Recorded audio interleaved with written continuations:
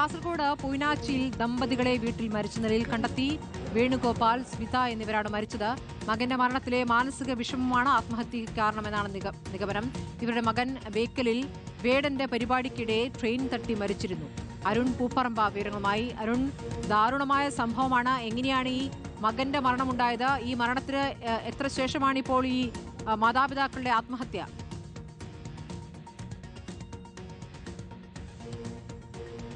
സ്മൃതി, ഇതിൽ വീട്ടിൽ നിന്ന് ആത്മഹത്യാക്കുറിപ്പ് കണ്ടെത്തിയിട്ടുണ്ട്. ആ ആത്മഹത്യാക്കുറിപ്പിൽ മകൻ മരിച്ചതിലെ മാനസിക വിഷമത്തിലാണ് തങ്ങൾ ജീവനൊടുക്കുന്നത് എന്ന് രേഖപ്പെടുത്തിയിട്ടുണ്ട്. അതുകൊണ്ട് തന്നെ അതാണ് കാരണം എന്ന് പോലീസ് ഈ ഘട്ടത്തിൽ സ്ഥിരീകരിക്കുകയാണ്.